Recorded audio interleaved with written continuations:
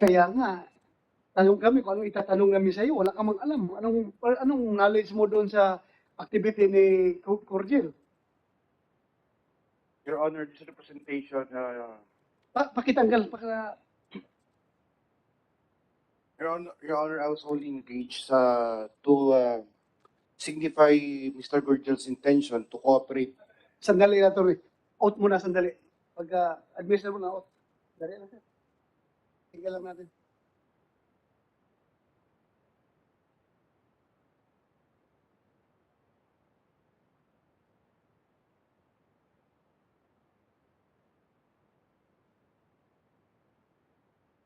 Okay, ganito po yan. Ha? Kailangan namin yung nirepresent mo para as a resource person. Ha? Baka inisip niya, suspect na kagad siya. Bakit abogado kagad pinadala niya dito sa hearing na ito? Resource person po siya. Kasi buhay ba siya ngayon? Yes, sir, he's still alive, sir. Buhay siya. Yes, sir. Pinadala ka niya dito. Yes, sir. Anong sabi niya? Bakit ayaw niya pumunta dito? Yes, to be frank with you, Mr. Chairman, he's not used with this kind of proceedings, and he would like to tell you, sir, that he will be available in the next scheduled hearing, Your Honor. Yun nga, ang problema nakabakasyon kami. Gusto niyo, sige, extend ng hearing. Sige lang, for la patria ito. Magkakandak pa kami ng another hearing para mapagbigyan kayo yung kliyente mo. But anyway, may mahalaga ba siyang gusto iparating sa committee na ito? Para pakinggan ka namin dahil marami pa kaming kakausapin na resource persons. As per my client's instructions, Your Honor, he will be cooperating truthfully in order to shed light into this investigation, Your Honor. Okay. So siya ay financier nitong grupo na ito. For what have been conveyed to me by my client, Your Honor, he is the employer of this 5, Your Honor. When you say employer, ano palang trabaho niya? Ano palang negosyo niya? I believe he's maintaining a farm in Katanawan, Your Honor. Ha? A farm, a game farm. Game farm, manukan. May manukan siya. Yes, Your Honor. Itong 5 na ito, mga empleyado niya. I have to clarify with regards to that employer-employer relationship, Your Honor. Yun nga dapat pumunta siya dito para siyang tanungin namin. But anyway, Senator Tolentino. Chairman, kanina po meron dalawang magulang, si Mrs. Ramos at si Mrs. De Luna, na tumatawag lagi kayo na pinagbababaan ng telepono para tungkol sa anak niyo. Ito kaya yung boss niya, yung kliyente niya, yung nagbababa ng telepono? Yun ba yun? So, paano mo sasabi nagko-cooperate yung kliyente mo, itong tinatawagan itong mga magulang, ibinabagsakan ng telepono? Your Honor, that was the information given to me by my client. But now that I have heard their side, I will convey to him that we contact them immediately, Your Honor. Chairman, dahil sa sinabi niya, pwede kayang itong abogado, Panyero, i-dial mo yung number ng yung telepono ng kliyente mo at mamaya ipapakausap natin doon sa dalawang magulang. Kaya mong gawin yan? Maybe later, sir, we can arrange some kind of a meeting with them, Your Honor. Ayun po, pumapayag siya, Mr. Chairman, na tatawagan niya yung kliyente niya para makausap yung dalawang magulang dito na laging binabagsakan ng telepono. Yes, dapat gawin natin yun na. Salamat. Huwag ka muna umalis. Dito ka lang muna, di-dispense ka muna namin, pero pagkatapos ng hearing, tawagan mo yung boss, yung kliyente mo para makausap yung dalawang magulang na matagal nang pinagbabagsakan ng telepono. Your Honor, I can also give them my personal contact number so that they can contact me directly, Your Honor. Pakabagsakan mo rin ng telepono. Hindi po mangyayari yun. Salamat. At may alam ka ba, during that day, yung nawala yung 5 na ito, yung boss mo ba, yung nirepresenta mo ngayon na boss ng mga anak nila, panalo ba siya nung araw na yun? Sa sabong? Panalo siya? I'm not yet privy with that matter, Your Honor. Okay. Thank you. Salamat.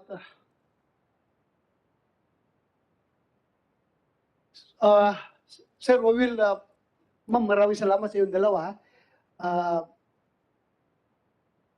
Gila?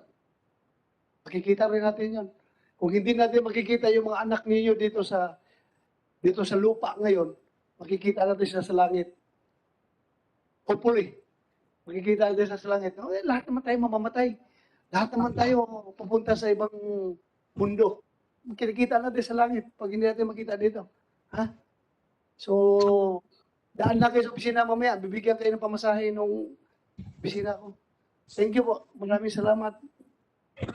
Yung, we'll proceed to the, kasi, last meeting, ang PAGCOR ay umiiwas sa responsibilidad doon sa issue ng CCTV. Ito namang mga tatlong sabungan ng itong tatlong sabungan na kinukonsider natin na crime scene dahil doon sila last na nakita bago sila nawala yung mga hinahanap natin mga missing persons. Itong tatlong sabungan na ito, gusto ko lang banggitin.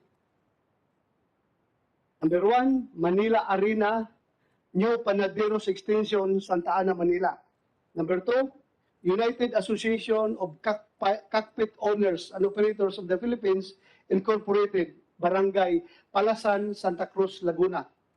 Royal Octodome Inc. Incorporated, Barangay Tangob, Lipa City, Batangas. Itong tatlong arena na ito ay wala talagang CCTV. At in-explain kanina ni Mr. Atong Ang na ongoing construction at saka yun, ongoing construction kaya walang CCTV nung hinahanap natin.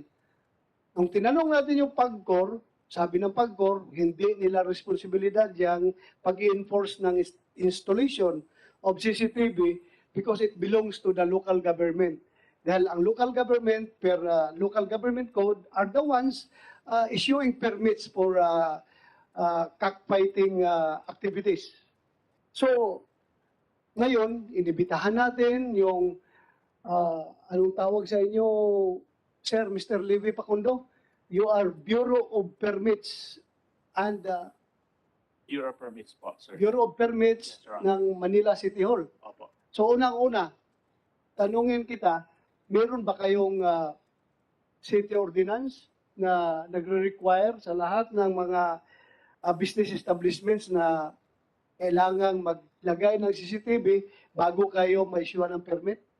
It's actually a requirement po na kailangan po ang CCTV. But however, with the ease of doing business, we issue the permit and then we inspect. In the case of Manila Arena, ang Manila Arena po kasi is yun po yung pangalan ng mismong site nung arena mismo.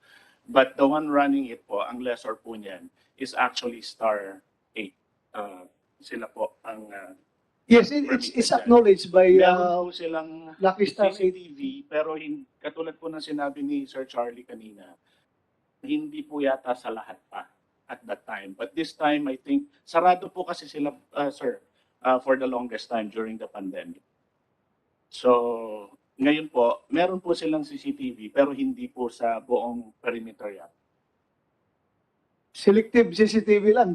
Kung saan lang dapat gustong lagyan, doon lang. Yung hindi gusto lagyan, hindi lagyan. In-inspection mo man kaya? Na-inspection mo? Hindi pa po sila na-inspect kasi nga po, sarado po yung site. Ngayon lang po yata sila nagkaroon. Wala po kasing activity na ganun, sir. Paano nakapag-operate kung wala pang permit? Well, may permit po May permit? sila. May permit po sila as a lessor. As a lessor? At saka, meron pong permit, tatlo po ang permit nila as a lessor, as a business permit po. Yung business permit, na-issuehan nyo sila ng business permit. Meron po silang permit. So, sabi mo requirement before the issuance of business permit, yung installation ng CCTV. Yes, Did you inspect that Hindi po, ang inspection po, sir, is after the fact. after? Because a permit, sir, is only a privilege. We can always cancel and revoke the permit. Now, however, yun po kasing pag-apply ngayon ng business permit is online. Lahat po Online. siya kasi based on ease of doing business ay kinonsolidate na po lahat sa LGU. Pagkatapos po ay ini-inspect po sila after the fact. Ngayon po ay kaka-apply lang po ng mga business permit. In fact, ongoing hanggang March 31st ay in-extend po ang pag-apply ng mga business permit. So for 2022 ay meron po silang permit for admin office as a lessor po, at saka yung isa po ay voluntary association, at saka po yung tungkol sa mga events po.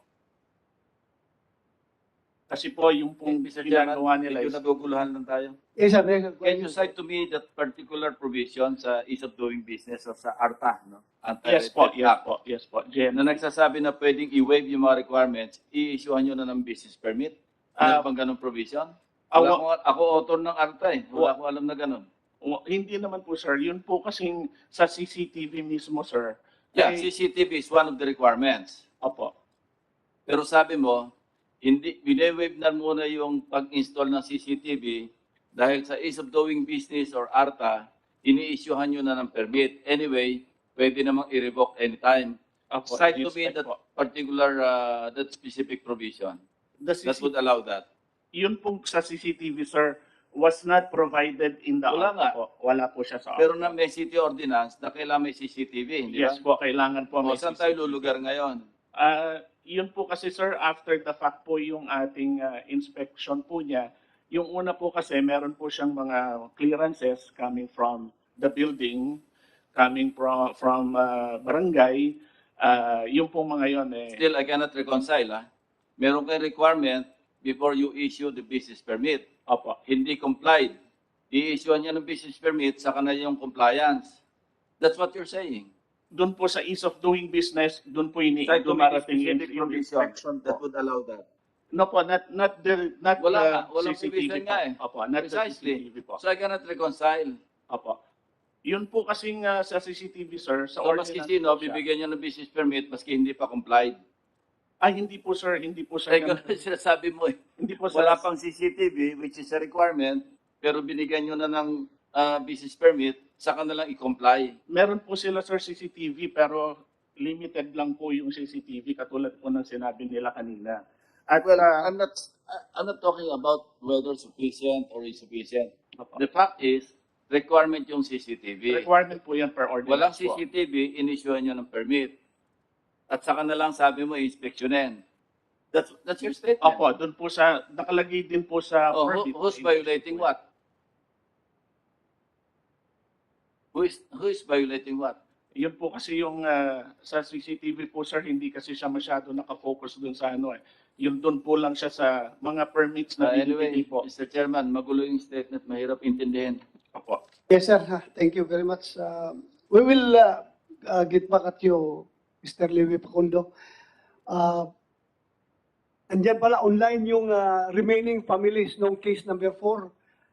Pakinggan muna natin sila, sandali, kasi inibitahan natin si Mr. Miss LG Biscante. Ikaw ba yan, ma'am? LG Opo, sir. Biscante? Yes po, go ahead po, go ahead. Pwede ka na magsalita, pakinggan ka namin. Ako po si LG Ignacio Biscante. Asawa po ako ni Nazareno Biscante. At kapatid ko po yon si Ricky Boy Ignacio. Pumunta po sila noong December 27 sa Sabungan sa Santa Cruz, Laguna. At pag